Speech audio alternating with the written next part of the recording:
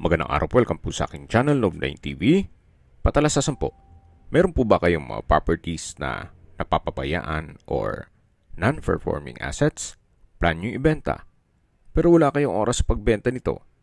Kung ito'y pagkakatiwala nyo po sa amin, tawag lang po kayo sa aking numero, usap po tayo, gawin ko po ng video for free. Yes, libre po, wala po kayong babayaran. Tutulungan pa namin kayong mabenta ang inyong property. Kami na po bala sa marketing, sa boosting or paid ads. Even sa tripping, hindi na po kayo mapapagod sa pag-entertain ng mga buyers. Kami na po bala sa lahat. Tawag lang po kayo. Nandito po tayo ngayon sa Tagaytay, kung saan meron po tayong bagong video presentation. Isang residential property na may lot area na 287 square meters. Nasa loob po ito ng isang exclusive subdivision na kumpleto po ang amenities gaya ng clubhouse, swimming pool, tennis court, basketball court, children's park, landscape park and picnic grounds, jogging paths, street lights, perimeter fence, at 24 hours security.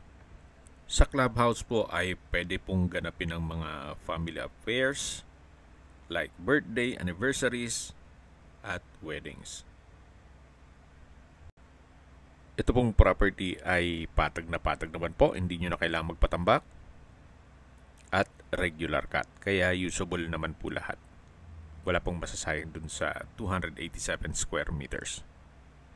Tungkol naman po sa dokumento nito, ito po'y titulado, buhay po ang may-ari, kaya wala po kayong maging problema sa documentation o sa transfer ng title. Yan po, tunghayin nyo po itong napagandang property kung saan napakatahimik po ng lugar, sariwa ang hangin, at malamig po ang klima. Ang estimated elevation above sea level ay 1,985 feet.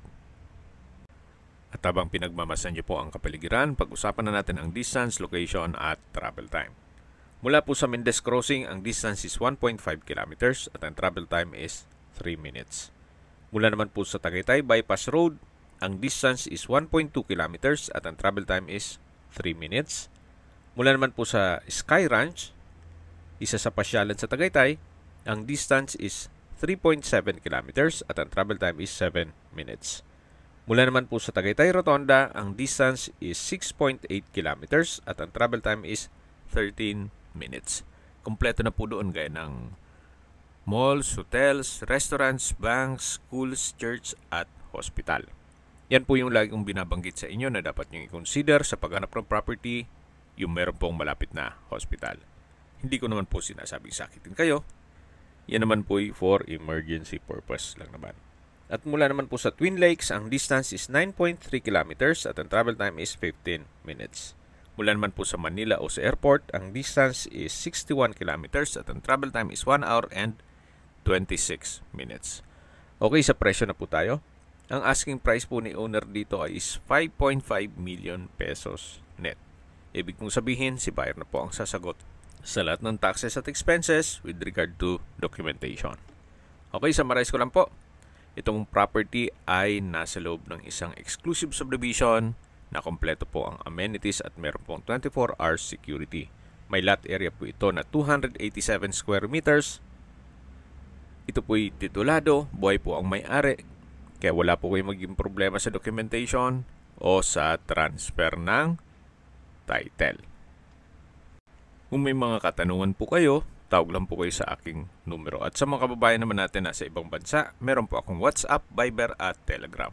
Same number lang po, 0917-316-3399.